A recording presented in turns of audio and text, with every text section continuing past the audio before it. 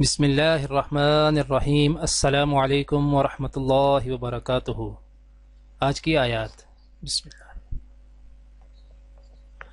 یکاد البرق یخطف ابصارهم کلما اضاء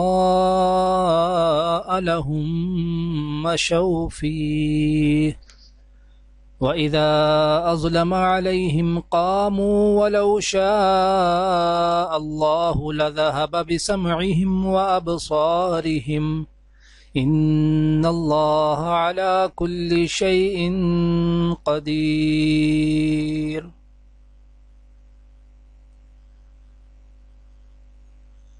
چمک سے ان کی حالت یہ ہو رہی ہے کہ گویا ان قریب بجلی ان کی بصارت اچک لے جائے گی۔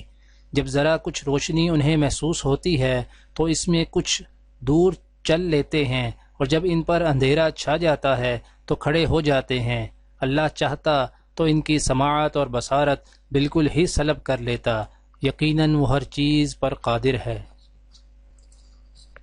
یا ایہا الناس اعبدوا ربکم الذی خلقکم والذین من قبلکم لعلکم تتقون۔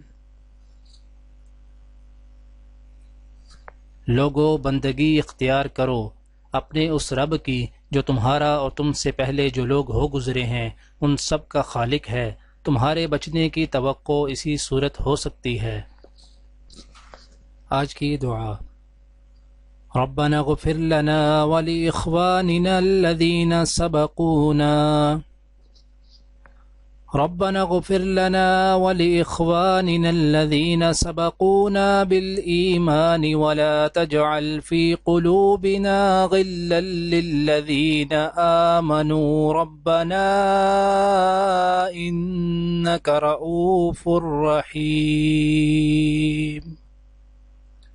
اے ہمارے رب، ہمیں اور ہمارے ان سب بھائیوں کو بخش دے جو ہم سے پہلے ایمان لائے ہیں، اور ہمارے دلوں میں اہل ایمان کے لیے کوئی بغض نہ رکھ۔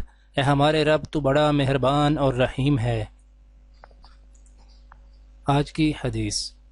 حضرت ابن عباس رضی اللہ تعالیٰ عنہ سے روایت ہے کہ نبی کریم صلی اللہ علیہ وآلہ وسلم نے ارشاد فرمایا، جس شخص کے پاس زمین ہو اور وہ اسے اپنے بھائی کو ہبہ کرے تو اس کے لیے یہ بہتر ہے۔ دعا ہے کہ اللہ تعالی دنیا اور آخرت کی تمام بھلائیاں عطا کرے، عمل کی توفیق دے۔ سبحان ربک رب العزت عما یصفون وسلام علی المرسلین والحمد للہ رب العالمین، آمین۔